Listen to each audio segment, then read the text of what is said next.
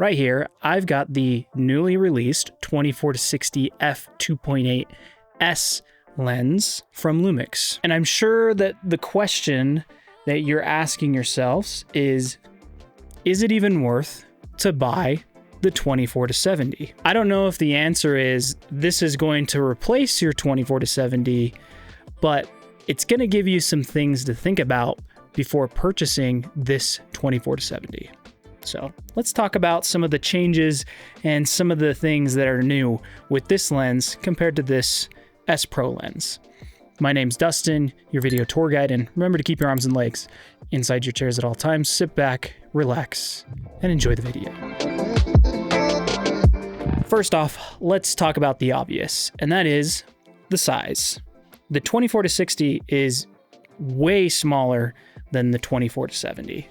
And the 24-70 does telescope just like the 24-60, but obviously it doesn't telescope as high because it's only going 60 millimeters as opposed to 70 millimeters. Now, some of the things that are different as well is that on the S lens, there is a little function button that you can program to a number of different things.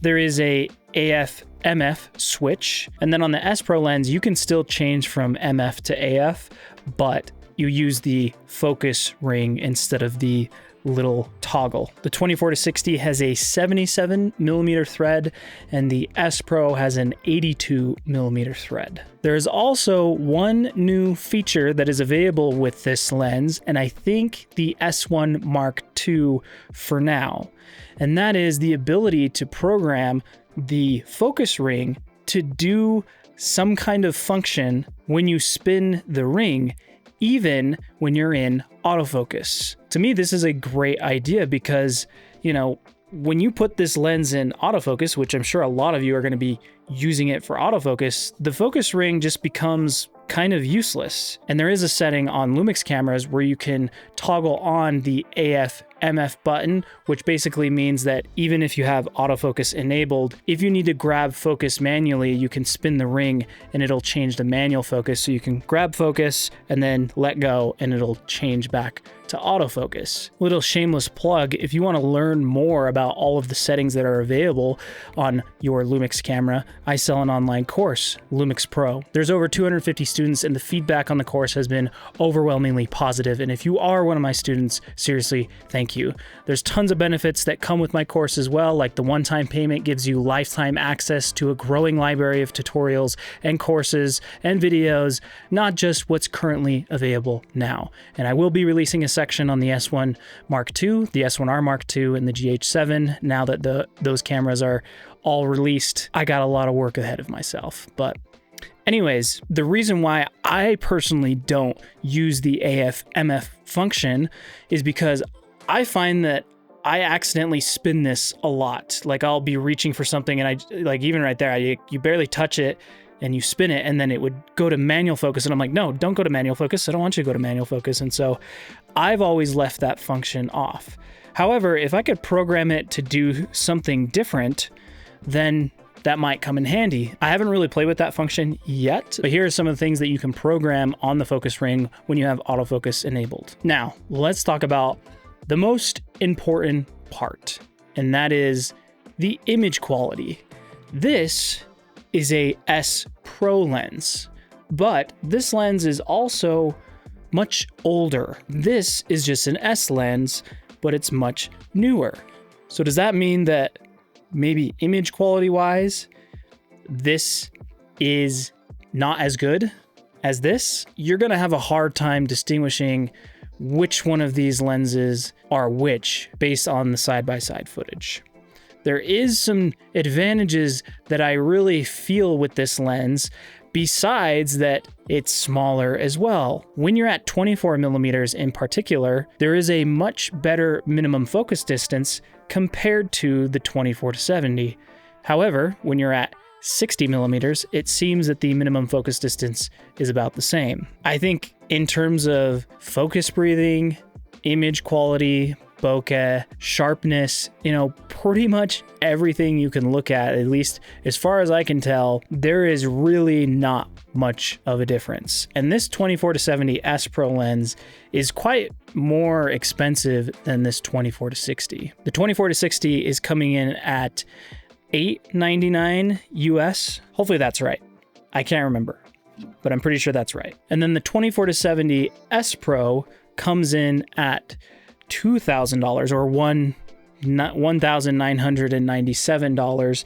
However, I do know that this lens in particular is quite often on sale for around $1,700. So it's about an $800 difference to just get 10 more millimeters on the far end of the lens. And when you see the side-by-sides of these as well, it was honestly not really that big of a deal losing 10 millimeters on the far end as opposed to, let's say they did a 28-70 or something like that.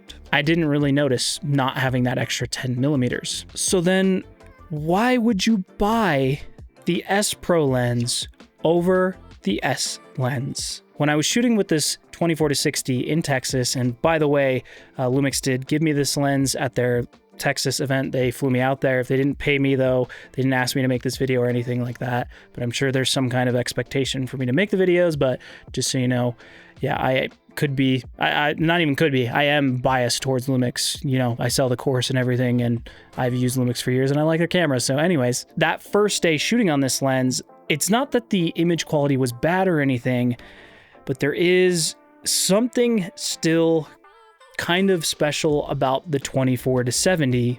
And I mentioned this in my L-mount lens review video, where this 24-70 just has some kind of like 3D pop to it. And I don't know if this lens is still just slightly sharper than this lens. I could maybe see maybe this lens performs better at maybe negating diffraction issues. Basically, when you're at higher f-stop values, it can get softer. Maybe this lens performs slightly better. I don't have any example of that. But even when it comes to autofocus, they're using the different motors in this lens that are in the 100mm lens. So this autofocus on this lens is going to be probably much snappier and better than on the 24-70, because this is quite an old lens. It still performs amazingly, and it has something special about it, and that is just, you know, pretty subjective as well. That's kind of the thing that I'm trying to say here, is that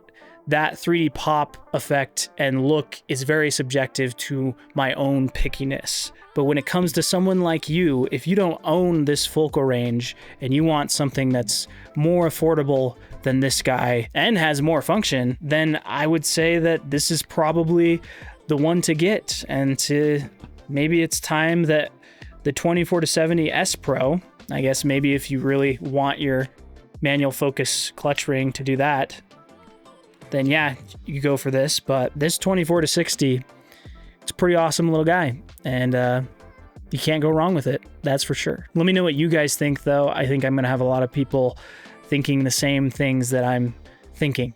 I said thinking a lot. I will have links in the description to both of these lenses. They will be affiliate links, and if you use those, they help support the channel, so thank you if you use those. You can always support me, though, just by hitting the subscribe button and the bell button to be notified of future uploads. Till the next video, though, happy filming.